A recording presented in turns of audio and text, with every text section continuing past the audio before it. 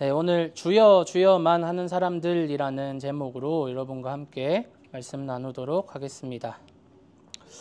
이런 말 들어보셨을 것 같아요. 나는 그리스도를 좋아하지만 그리스도인은 좋아하지 않는다. 그리스도인은 그리스도와 너무나도 다르다. 여러분 잘 아는 인도의 간디가 한 유명한 말입니다. 인도는요, 영국의 지배를 오랫동안 받았습니다. 인도뿐만 아니라 영국이 세계를 제패하면서 굉장히 많은 나라들을 식민지로 두고 다스렸습니다. 그런데 그들은 표면적으로는 영국은 기독교 국가를 표방하고 있었습니다. 그래서 다스리던 식민지 나라의 수많은 선교사들을 함께 파송하고 기독교적인 가치를 식민지에 가르쳤습니다. 식민지 백성들의 입장에서는 기독교적 가치를 강요당하고 주입당했다라고 그렇게 역사 교육을 한다고 합니다. 하지만 기독교적인 가치를 가르쳤다라고 하더라도 식민지 시민들이 보기에 너무나도 악한 영국인들의 행동들, 예를 들면 침략을 해서 군인들과 전쟁을 하면 반드시 피를 흘리고 사람들이 죽게 되겠죠. 그리고 그 나라에 텍스를 과하게 이렇게 매긴다든지 그런 악한 그들의 행동들은 식민지 백성들로 하여금 교회와 그리고 예수님에 대한 부정적인 생각을 당연하게 가지게 만들었던 것 같아요. 하지만 현대 사회에서 지금 우리가 살아가고 있는 2025년 멜번에서 우리는 그리스도인이라고 표현하는 사람들이 얼마나 악한 행동을 하는지에 대해서는 쉽게 발견하지는 못하는 것 같아요. 몇몇 기독교를 대표하는 목사, 그런 사람들이 매스컴에 올라오는 그런 내용들, 재정적인 잘못을 저질렀다든지 성적인 잘못을 저질렀다든지 그런 뉴스가 아니고서는 그리스도인들이 그래도 세상 사람들보다는 선하게 살려고 노력하는 사람들이 아닌가라고 우리는 생각하고 있습니다. 그리고 여러분 스스로도 그래도 내가 거리에서 마약하는 사람들보다는 낫지라는 생각을 하고 있겠죠. 흔히 바닷물의 그 염도, 짠 농도가 3.5%라고 해요. 3.5%의 염분이 바닷물을 짜게 만듭니다. 35%가 아니라 3.5%밖에 되지 않아요. 세계 인구를 80억 명이라고 보았을 때 2024년 통계로 기독교 인구가 약 25억 명 정도 된다고 합니다. 모든 종파를 다 합쳐서요. 비율로는 32%가 조금 넘는 것 같아요. 그런데 3.5%의 염분이 바다를 짜게 만드는 것과는 다르게 우리는 32%라는 그런 빛과 소금이라는 정체성을 가진 그리스도인들이 이 세상에 살고 있는데도 세상을 썩지 않도록 하는 짠맛을 우리가 내지 않고 있는 것 같습니다. 여러분도 십수년 혹은 수십 년을 신앙생활을 하셔서 많은 그리스도인들을 보셨겠지만 우리 모두 비슷한 걱정을 하고 삽니다. 웨이지가 좀 더 올랐으면 좋겠고 내 사업이 좀 더 잘 되어서 확장되고 손님들, 클라이언트들이 더 많아졌으면 좋겠고 혹은 지금 다니는 회사보다 좀 더 좋은 회사에 웨이지가 좀 더 좋고 복지가 좀 더 좋은 회사에 다녔으면 좋겠고 그런데 또 내가 그렇게 속물처럼 보이지는 않았으면 좋겠고 렌트비나 물가는 오르지 않았으면 좋겠고 렌트보다는 집을 살 수 있는 형편이었으면 좋겠고 그런데 그렇다고 해도 우리가 부동산 투기를 하거나 주식이나 코인으로 막 인생 한 방을 외치는 그런 사람은 아니라고 또 생각은 하고 내 자녀가 성적이 좋았으면 좋겠고 장학금을 받고 좋은 학교에 진학을 했으면 좋겠고 그러면서도 이 세상의 가치에 물들지 않고 지금 동성결혼이나 이런 성적인 이런 혼동의 세상에서 중심을 잡고 구별된 사람이 되었으면 좋겠고 그러면서도 부모에게 잘하고 신앙도 좋았으면 좋겠고 사실 이런 걱정은요 이 세상을 살아가는 사람이라면 누구든지 당연히 할 수밖에 없다고 저는 생각합니다. 그렇지 않나요 여러분? 이런 걱정 모든 근심 걱정을 끊어내고 나는 주님만 바라보면서 살겠다라고 하는 사람은 어떻게 하면 되냐면 저기 단대동 마운틴에 들어가셔서 그 기도원을 짓고 사시면 될 것 같아요. 단대홍 마운틴 너무 가깝나요? 속세와? 속세와 완전 단절을 하는 그런 불교나 혹은 예전 중세시대 때 우리 기독교에서 그 수도사들이 했던 것과 같이 그냥 깊은 산골로 들어가는 방법밖에 없는 것 같아요. 그렇다면 이러한 걱정, 조금은 세속적인 걱정을 신앙인답게 건강하게 하는 것이, 그리고 건강한 여러분만의 답을 조금 찾아내는 것이 세상 사람들과 구별되는 방법일 거예요. 우리는 걱정 안 할 수 없잖아요. 걱정 안 하는 것이 구별되는 게 아니라 걱정을 조금 더 건강하고, 그리고 그 결과를 조금 더 건강하고 복음적인 답을 얻는 것이 바로 구별됨입니다. 제가 여러분에게 기대하는 것은, 그리고 인앤아웃 교회가 지향하는 방향성은 이런 구별됨입니다. 약간 재수 없이 저는 이런 걱정하지 않아요. 저는 말씀과 기도에 전념하며 저는 좌우에 치우치지 않고 오직 주만 바라봅니다. 사실 조금 재수 없거든요. 그렇지 않아요. 보통 제가 그런 말씀 하시는 선배 목사님들 보면 굉장히 큰 잘못을 저지르시더라고요. 잘 가시다가. 그러니까 우리 솔직해집시다. 불같이 타오르지는 못해도 우리가 세상과 섞여 들어가지 않는 그런 구별됨은 여러분이 가지고 있었으면 좋겠습니다. 무엇이 우리를 구별되게 할까요, 여러분? 무엇으로 하여금 우리가 세상과 구별되도록, 다른 사람들이 여러분의 삶을, 여러분의 모습을 지켜보았을 때 저 사람은 조금 다르네? 라는 평가를 받을 수 있을까요? 오늘 말씀을 통해서 여러분이 여러분만의 해답을 찾으셨으면 좋겠습니다. 여러분 아시는 것처럼 마태복음 5장부터는 굉장히 유명한 말씀들이 계속해서 나옵니다. 흔히 우리가 산상수훈이라고 말을 합니다. 산 위에서 예수님께서 가르쳐 주신 말씀이라고 해서 굉장히 프랙티컬한 말씀 내용을 담고 있어요. 이 산상수훈의 내용을 조금 살펴보면 이 산상수훈에서 예수님이 팔복에 대해서 먼저 설명을 하시잖아요. 복 있는 사람이 어떤 사람인지, 어떤 사람이 복이 있다라는 것에 대해서 예수님이 그동안 유대인들이 가지고 있었던 복에 대한 개념을 완전히 뒤바꾸시면서 새롭게 복과 복이 있는 사람에 대해서 정의를 내리십니다. 잘 먹고 잘 살고 그런 세상적으로 봤을 때 성공한 사람이 아니라 하나님을 진실되게 믿고 하나님을 진실되게 사랑하는 사람들. 그 사람만 하나님을 위해서 고난을 받을 수밖에 없고 박해까지 받을 수밖에 없지만 그런 박해와 고난을 감당할 사람이고, 그래서 그러한 사람이 복이 있는 사람이다 라는 것을 심령이 가난한 사람, 애통하는 사람, 이러한 것을 반복하시면서 8가지 복 있는 사람의 자세에 대해서 다루고 계십니다. 그리고 그 이후에 그렇다면 복 있는 사람이 세상에서 살아갈 때 어떤 모습으로 살아가는가, 바로 뒷구절에 보면 빛으로 살아가고 소금으로 살아간다라고 예수님 말씀하세요. 산 위에 만약에 마을이 있으면 로마 시대에는 산 위에다가 마을이나 성을 지었어요. 왜냐하면 적군이 쳐들어오기 어렵게 산 위에다가 마을을 지어놨습니다. 그래서 밑에서 위를 보면 산 위에 마을이 숨겨지지 않아요. 드러나 있어요. 그리고 등불, 우리가 지금 전등을 천장에 단 것처럼 저 전등을 여기 밑에다가, 테이블 밑에다가 두는 사람은 없습니다. 밝게 비추라고 위에다가 비춥니다. 그래서 복된 사람은 그 사람이 가지고 있는 복음 혹은 그 사람이 가지고 있는 빛, 그러한 것들을 숨기지 않고 세상에 그대로 드러내는 사람이다. 그래서 그것이 바로 다르게 표현하자면 소금의 짠맛이다 라고 예수님께서 말씀하세요.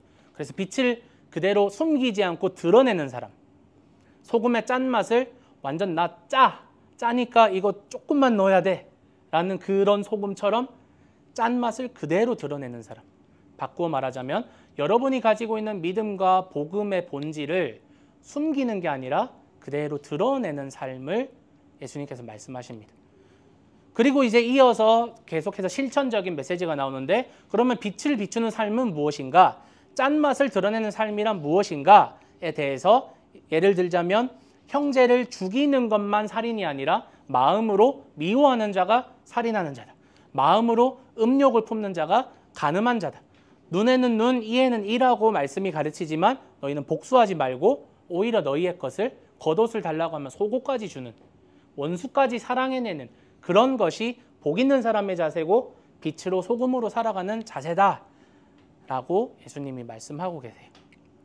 그렇다면 예수님이 말하는 복 있는 사람, 성경 곳곳에서 이런 복 있는 사람이라는 타이틀이 다르게 표현이 되어 복 있는 사람이라고도 표현이 되기도 하고 하나님의 사람이라고 표현이 되기도 하고 예수님의 제자, 충성된 사람, 성도, 그리스도인이란 표현으로 표현된 사람들, 그 사람들은 예수님의 은혜로 인해서 하나님의 사랑을 받고 하나님을 사랑하기 때문에 세상으로 받는 박해와 고난도 감수하고 그 사랑을 지켜내면서 그 받은 은혜와 복을 세상에서 아직 그 복을 모르는 사람들을 위해서 비추어주고 드러내는 사람들이 바로 성도이고 그리스도인들이고 복 있는 사람이다 라고 예수님께서 정리해 주시는 거예요. 그래서 예수님께서는 산상수훈 말씀을 마무리하시는 단계에서 오늘 말씀을 이렇게 언급하십니다. 21절 말씀 보시면요. 우리 함께 읽어볼까요? 시작.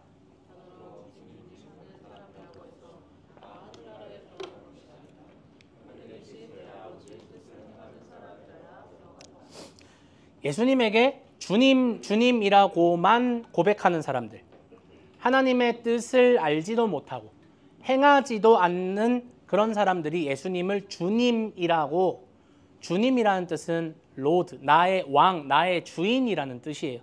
거짓 고백하는 거예요. 예수님은 그런 사람이 우리가 되기를 원하지 않으십니다. 그런데 우리는 이런 말씀을 들으면요, 무조건 우리가 실천을 해야 되고 착하게 살아야 되고 우리가 선행을 베풀어야 되고 우리의 믿음을 행하는 것이라고 착각을 합니다.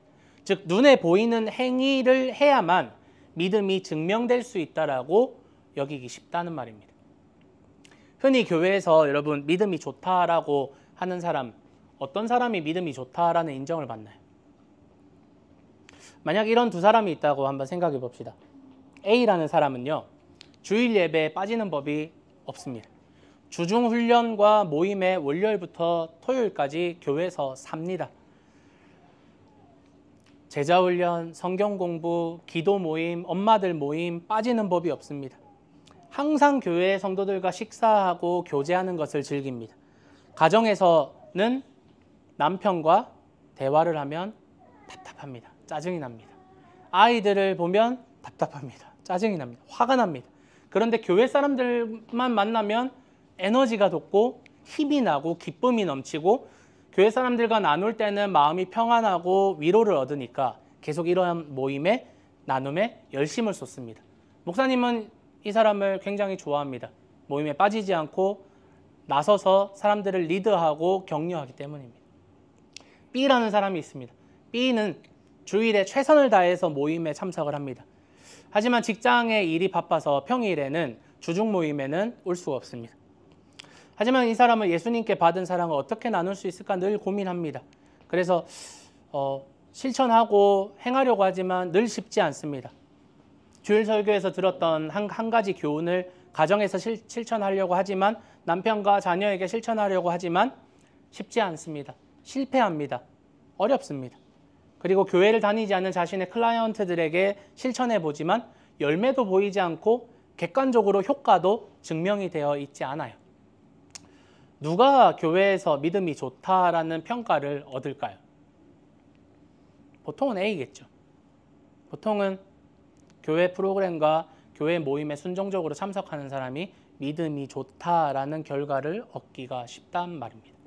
그런데 조금 극단적인 예를 들었지만 저는 오히려 건강한 그리스도인은 B라고 생각합니다.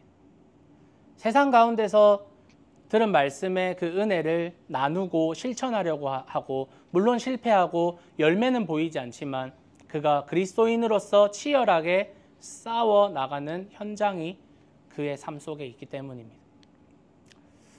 그런데 우리 교회들은 그냥 교회에서 열심히 하면 됩니다.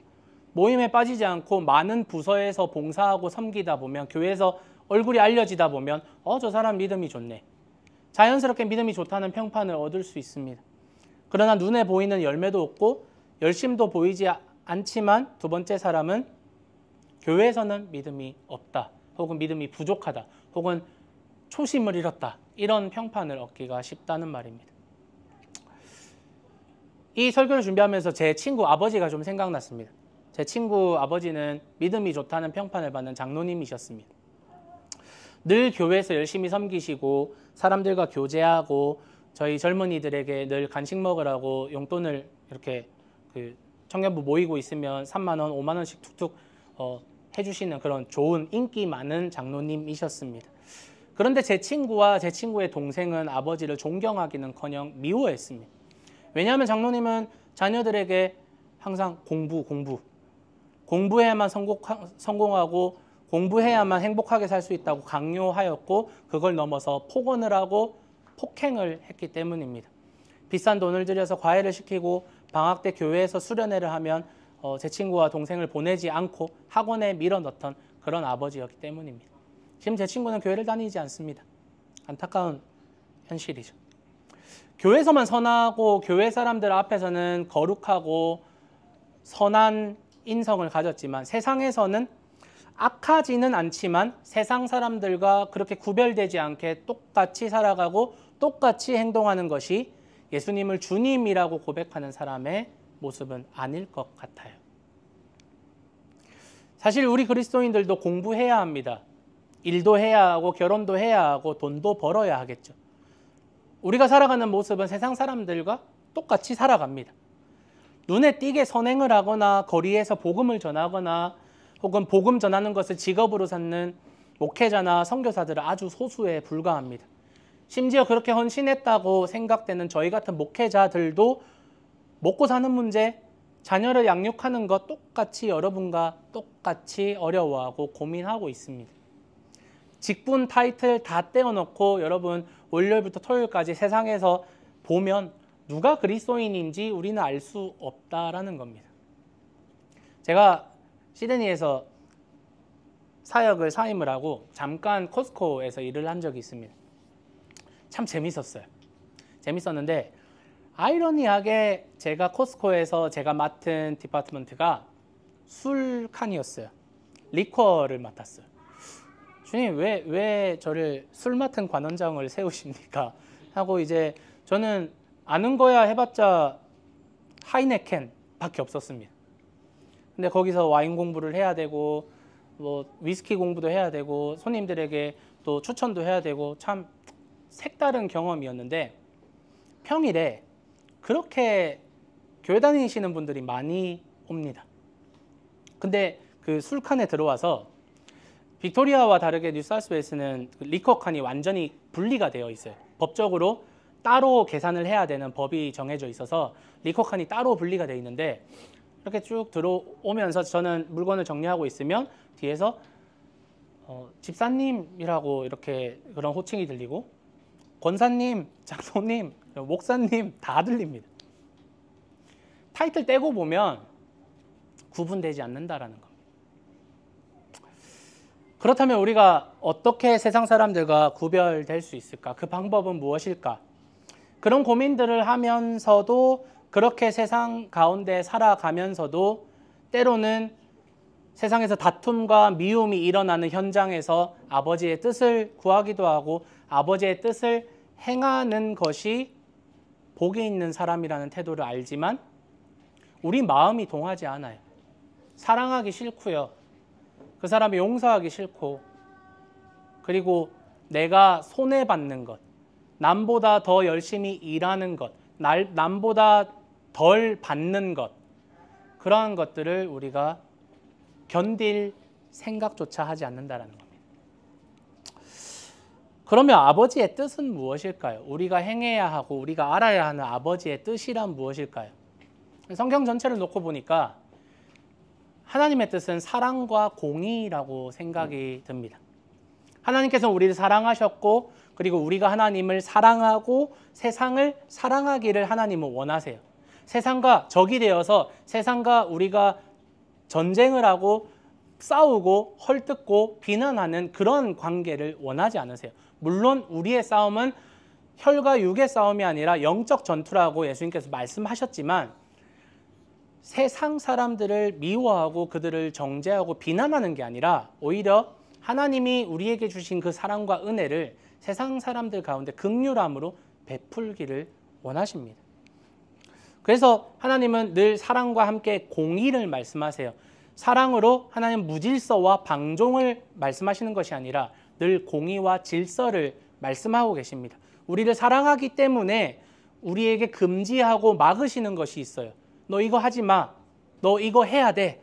라고 금지하거나 또는 해야 되는 일들이 있습니다. 우리를 사랑하기 때문에 우리에게 주시지 않는 것이 있어요.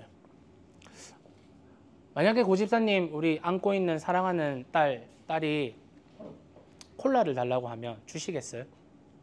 안 주시겠죠. 왜? 사랑하는데 주셔야죠. 하나님의 마음이 이런 마음이라는 겁니다. 사랑하기 때문에 줄 수 없는 것들이 있고 사랑하기 때문에 막아야 되는 일들이 하나님으로서는 있다라는 겁니다. 그런데 우리는 자녀된 입장에서 부모로서 경험을 하고 있지만 하나님의 자녀로서 늘 어리광을 부리고 싶은 마음이 있는 것 같아요. 예수님은요, 예수님 스스로 나 믿으면 천국 간다. 나 믿었으니까 너 이제 마음대로 살아. 자유롭게 살아. 라고 한 적은 없으세요. 이런 방종이나 방임주의적 기독교는요, 용서와 구원을 받았다라는 착각 속에서 내가 하는 모든 악행들, 내 마음대로 살아가고자 하는 내가 주인이고자 하는 주권의식을 정당화합니다. 예수님을 주님이라고 부르면서 실제로는 내가 주인 되는 삶을 살고자 한다는 거예요. 하나님에게 선택받고 사랑받는다는 착각 속에서 하나님이 사랑하시는 다른 이들을 오히려 정죄하고 내가 멸시하고 그들을 비판하는 아이러니를 우리가 저지르고 있다는 겁니다. 그래서 예수님은요, 한 번도 날 믿으면 천국 간다 라고 말씀하신 적이 없어요. 대신 예수님은 평생 동안 나의 제자가 되는 것이 이렇게 어렵다라는 것을 말씀하셨어요. 예수님을 따르는 것이 좁은 문, 좁고 협착한 길을 걷는 어려운 길이고 너희는 너희의 십자가를 지고 내 뒤를 따라야 한다라고 말씀하셨어요. 여러분 혹시 여러분 예수님을 그냥 구원의 도구로만 필요하시지 않나요? 혹시 예수님의 제자로서의 삶이, 그리스도인으로서의 삶이 그냥 나이스해 보이고 멋있고 깔끔하기를 원하셨나요? 그리스도인으로 걸어가는 길이 번쩍번쩍하고 반듯한 포장도로이고 사람들이 박수치고 환영해주는 그런 레드카펫이길 바랬나요? 그렇다면 그것은 여러분의 착각이에요. 예수님의 제자된 삶은, 성도의 삶은 생각보다 복잡하고 어려운 삶의 과제들을 요구해요. 아니, 이것은 계속해서 말씀드리지만 행동과 실천의 문제가 아닙니다. 무언가를 하고 무언가를 하지 않고의 문제가 아니라 이것은 여러분이 진짜로 거듭났느냐, 정말 새로운 피조물로 예수님 안에서 다시 태어난 새로운 피조물이냐에 대한 질문을 던지는 거예요. 그래서 예수님의 제자가 되는 것은 doing의 문제가 아니라 being의 문제입니다. 무언가를 하는 것의 문제가 아니라 새로운 피조물, 예수님의 제자가 그러한 사람이 된다는 거예요. 그러니 단순히 교회에서 열심히 섬기고 봉사의 현장에 그 사람이 많이 보인다고 해서 믿음이 좋은 사람이 아니라는 말씀입니다. 예수를 믿고 사업이 잘 됐어요, 자녀가 잘 됐어요 라고 하는 초보적인 혹은 조금 과장하자면 샤머니즘적인 간증이 아니라 내가 사랑할 수 없는 사람을 어떻게 내가 참아내고 사랑하였는지, 용서하였는지, 인내하였는지, 조금 더 쉽게 돈을 벌 수 있고 더 많이 벌 수 있는 상황에서도 내가 어떤 심정으로 그 이익을 내려놓았는지, 내가 충분히 화를 낼 수 있고 잘못을 지적할 수 있는 위치에 있음에도 불구하고 내가 그것을 포기하고 어떻게 예수님의 사랑을 보여주려고 했는지, 그러한 싸움에 실패하고 패배하였지만 그 싸움에서 무엇을 얻어냈는지, 혹 내가 하려고 했던, 또 내가 실천했던 예수님의 사랑, 그 정의의 노력을 사람들이 전혀 이해하지 못하고 오히려 나에게 돌을 던지고 내가 비난받는 상황 가운데서 나에게 어떤 마음이 들었는지, 성령님은 그 가운데서 나에게 어떤 위로를 주셨는지, 교회 공동체에서 이러한 것들이 나누어져야 하지 않을까요? 22절 말씀 한번 보겠습니다. 함께 읽을까요? 22절이요? 네, 시작.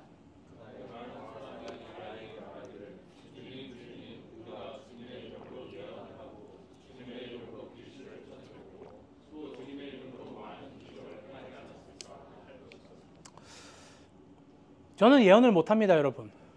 귀신을 쫓아낸 적도 없고 기적을 행한 적도 없습니다. 여러분 가운데 그런 경험이 있으신 분들 부럽습니다. 그런데 누군가에게 자랑거리들이 우리의 삶에서 경험되지 않고 경험해 본 적도 없다는 것이 때로는 부끄러울 때가 있습니다. 누군가는 개척을 하고 뭐 한 달도 안 돼서 100명, 200명, 막 1000명 이렇게 단기간에 교회가 성장하고 부흥을 한다는데 저에게는 그런 능력이 없는 것 같아요. 저희 교회는 그런 객관적인 증거가 보여지지 않습니다. 그러나 저는 여러분이 멋있고 거창한 사역, 말씀하는 것처럼 예언을 하고 귀신을 쫓아내고 혹은 아주 멋진 프로그램이 있고 멋진 그런 성과가 있는 그런 겉으로 보기에 부흥하고 성장한 교회의 모습이 아니라 오히려 지금 이렇게 작은 수가 모일 때 세상에서 우리가 얼마나 예수님의 제자로 살아내려고 노력했는지, 성공했는지 실패했는지는 전혀 문제가 되지 않아요. 세상에서 우리가 얼마나 약해서 그 싸움과 유혹에 실패하고 넘어졌는지, 하지만 우리를 붙들고 있는 성령님의 은혜가 얼마나 강력한지를 여러분이 함께 나누는 것이 그런 복된 교회가 우리 교회가 되었으면 좋겠습니다. 이런 것들이 고백되어지고 세상에서의 삶이 그저 그냥 버티기나 견디기의 시간이 아니라 내가 걸어가는 이 길이, 내가 살아가는 이 삶이 하나님이 다스리시는 그런 하나님의 나라가 되기를 소망하며 먼저 앞서서 걸으셨던 예수님의 뒤를 묵묵히 따라서 나에게 주어진 아주 작은 일들을 해내는 삶이 예수님의 뒤를 겸손히 따르는 사람의 모습이라고 생각합니다. 무조건 고난과 환난을 견디면서 승리해야 된다는 말이 아닙니다. 말씀드린 것처럼 doing이 아니에요. being이에요. 예수님의 사랑을 받는 사람이 되면, 예수님을 사랑하는 사람이 되면 가능해요. 사랑하면 가능합니다, 여러분. 사랑하면 먼 거리를 극복할 수 있어요. 우리 한명 형제랑 현정자매 굉장히 먼 롱디를 엄청 오랫동안 했잖아요. 저는 그 기간을 계속 봐왔잖아요. 사랑하면 가능합니다. 사랑하면 그 먼 거리를 극복할 수 있습니다. 사랑하면 아무리 피곤해도 만나러 갑니다.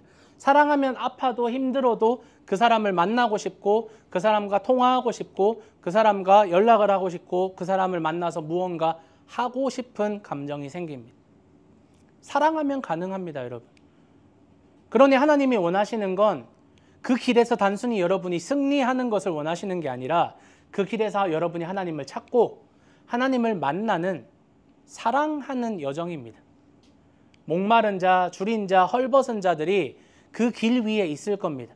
여러분이 걸어가는 그 길 위에 여러분의 삶 가운데 한 번씩 돌아보면 도움이 필요할 것 같은 그런 사람들이 보일 때가 있습니다. 그런 사람들의 모습으로 예수님이 찾아오신다고 말씀하셨습니다. 그래서 예수님이 마지막 날에 양의 편으로 염소의 편으로 나눌 때 양의 편에 있는 자들이 너는 목마른 자, 내가 목말랐을 때, 내가 배고팠을 때, 내가 헐벗었을 때 나에게 먹을 것을 주었고 마실 것을 주었고 입을 것을 주었다라고 말하니 예수님, 우리는 예수님에게 그런 적이 없습니다. 예수님이 지극히 작은 자에게 한 것이 나에게 한 것이다 말씀하시잖아요. 여러분이 가는 그 길 위에 어떤 사람들이 있을 거예요. 도움이 필요한 사람들이 있을 거예요. 그때 예수님을 보는 겁니다. 그 불쌍한 사람을 보는 게 아니라 예수님을 보는 겁니다. 그리고 예수님을 사랑하는 겁니다. 그게 아버지의 뜻이고 아버지의 뜻을 행하는 것이라고 저는 확신합니다. 그렇기 때문에 우리가 말씀을 읽고 또한 말씀을 듣고 말씀을 공부하는 이유가 바로 여기에 있습니다. 저는 오늘 예수님이 말씀하시는 하나님의 뜻, 하나님의 뜻이라는 건 우리가 우리 스스로 알 수 없습니다. 하나님이 말씀, 성경 말씀을 통해서 하나님의 뜻을 계시하고 있다고 저는 믿고 있습니다. 그렇기 때문에 우리는 말씀을 통해서 하나님을 알아야 합니다. 말씀을 통해서 하나님을 알 수밖에 없습니다. 하나님의 뜻을 알기 전에 선행돼야 되는 것은 하나님이 누구신가에 대해서 우리가 먼저 알아야 한다는 겁니다. 그리고 그분이 여러분을 사랑하셔서 어떤 일까지 하셨는지, 십자가에 달려 돌아가신 예수님의 그 사랑을 여러분이 알아야 합니다. 그리고 그런 하나님이 여러분에게 가지고 있는 뜻이, 여러분에게 가지고 있는 그 기대가 무엇인지 비로소 알 수 있을 것입니다. 지식적으로 성경을 많이 아는 사람이 있습니다. 그런데 그 사람은 성경을 많이 안다고 자랑하면서 성경을 통해서 그 빛을 비추지 못하고 소금의 짠맛을 내지 못합니다. 그러면 그 사람의 지식이 무슨 소용이 있겠어요?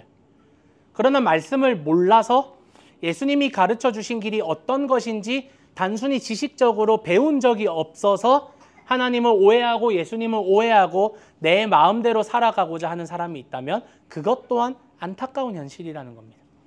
사랑하는 여러분, 많은 사람들이 자신의 영적 상태, 믿음과 영적 상태에 대해서 점검하고 고민할 때 교회에서의 나의 모습을 스탠다드로 놓고 점검합니다.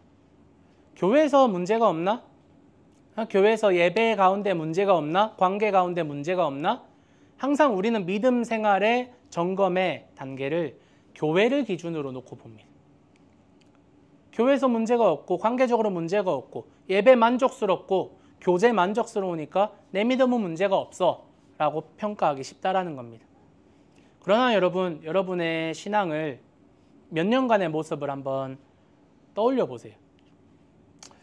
저와 지금 참석하신 여러분들은 굉장히 오랜 기간을 우리 함께 알고 지내던 분들이잖아요. 최근 몇 년간의 여러분의 모습을 떠올려 보시면 여러분이 자라나셨나요? 여러분이 여러분의 예수님을 주님이라고 고백하는 그 고백의 진정성이 자라나셨나요? 예수님이 주신 은혜를 더 크게 깨닫게 되셨나요? 그 은혜를 세상에서 몇 년 전에 비해서 지금은 조금 더 드러내고 계신가요? 예수님이 주신 사명으로 여러분의 삶 가운데 그 전쟁과 같은 그 싸움터에서 치열하게 고민하고 치열하게 싸워 보셨나요? 아니면 그냥 아멘 아멘 주여 주여 하면서 이것이 좋사오니 이곳에 머물면서 이곳에서만 사랑하고 교회에서만 충성하고 교회에서만 섬기겠습니다 라고 하셨나요? 교회는 세상에서 성도들이 세상에서 복음으로 살아내도록 훈련하고 지원해야 된다고 생각합니다. 그러나 오늘날 교회는 교회만을 위한, 교회 안을 위한 컨텐츠를 만드는 일에만 최선을 다했고 그 결과 성도들을 예배만 좋아하고 찬양만 좋아하고 교제만 좋아하는 세상에서는 아무 힘도 쓰지 못하고 세상에서는 아무런 영향력을 발휘하지 못하는 예배 컨텐츠 중독자로 만들어버렸습니다. 사람이 성장하면 나가야 됩니다. 지금 우리 자녀들이 있는데 아이들이 자라면 나가야 됩니다. 필리비가 언제 집 밖을 뛰쳐나갈지 모르겠지만 그게 결혼을 하면서 나가게 될지 아니면 대학을 가면서 나가게 될지 모르겠지만 언젠가는 부모님의 곁을 떠나서 독립을 해야 하는 순간이 옵니다. 부모가 벌어준 돈으로 먹고 사는 것이 아니라 요즘엔 그런 사람들이 좀 많다고 해요. 40, 50이 돼도 부모가 벌어주는 돈으로 집에서 나가지 않고 먹고 산다고 합니다. 그런데 그것은 건강한 모습이 아니잖아요. 내가 취직해서 내가 땀 흘려서 번 돈으로 먹고 살며 독립하고 그래야 건강한 사람이 될 수 있잖아요. 예수님의 은혜를 경험한 사람이라면 예수님의 은혜를 정말 진정으로 깊이 경험했다면 나가야 돼요. 머물러 있다면 그것은 건강하지 않습니다. 머물러 있어야 되는 시간도 필요하지만 머물러만 있다면 그것은 건강한 신앙인의 자세가 아닙니다. 주여 주여만 하는 것이 아니라 여러분의 가정에서 예수님을 주라고 고백하는 사람의 자세로 살아야 합니다. 여러분의 가정이 선교지입니다. 직장에서 예수님을 주라고 고백하는 사람답게 섬기며 살아가야 합니다. 여러분의 직장이 선교지입니다. 학교에서도 그렇게 살아야 합니다. 학교가 여러분의 선교지이기 때문입니다. 저는 거창한 사역이나 프로그램을 꿈꾸지 않아요. 교회가 느리게 자라날 것 같아요. 교회가 그리고 사람이 아주 천천히 늘어날 것 같습니다. 하지만 저는 느려도 확실하게 가고 싶습니다.